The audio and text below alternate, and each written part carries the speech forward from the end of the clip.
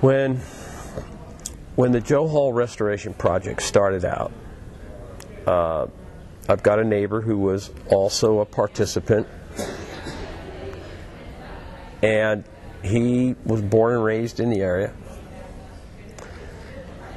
And just spontaneously, we were having a conversation, and both of us almost at the same time said, you know, what we really need is beavers in here.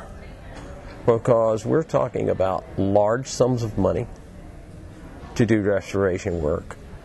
It's a complex process because you're affecting stakeholders everywhere. But here's this little creature who is a genius at what he does. He's been a part of the ecology. He's been part of the environment for millennia.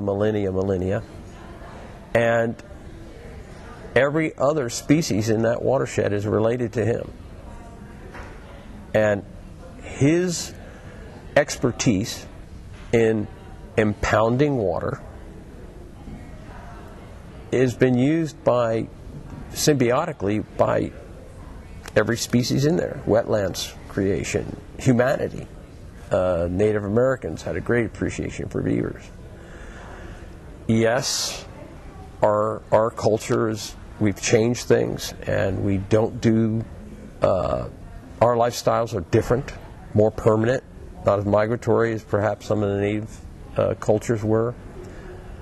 But we can learn to interface with these guys. I have a lot of neighbors who are very concerned about water.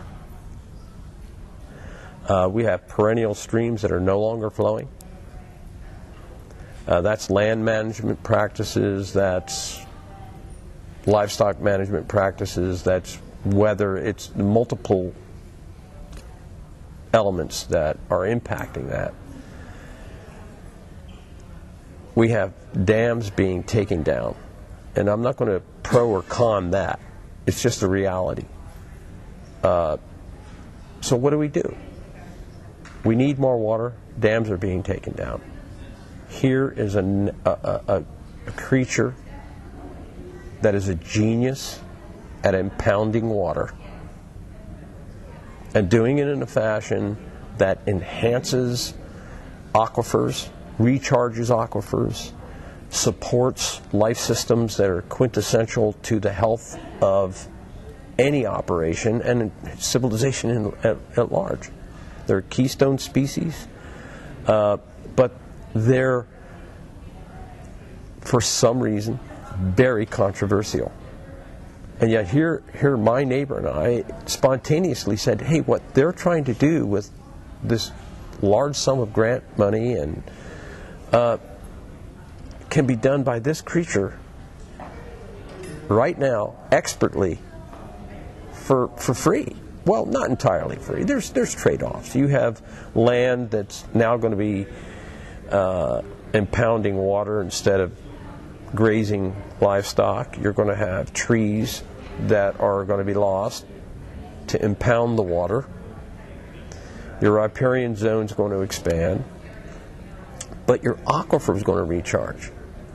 You're going to have access to water that year-round that normally wouldn't be there without them.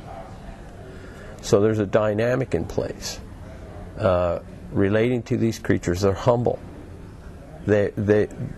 You mention them and they're like so far out of the radar of the average person's mind as a solution to the problem of our streams being down cut and drying up in the drought time of the year and then becoming raging ditches in the wet time of the year. These little guys change that.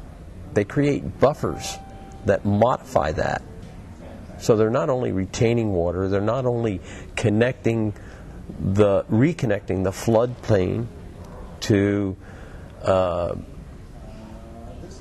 act as a sponge for water release later on in the year, but they're helping take the radical contrast between summer and winter, especially here on the west side of Oregon, and ameliorate it, subdue it, make it more sympathetic to fish populations, to private property.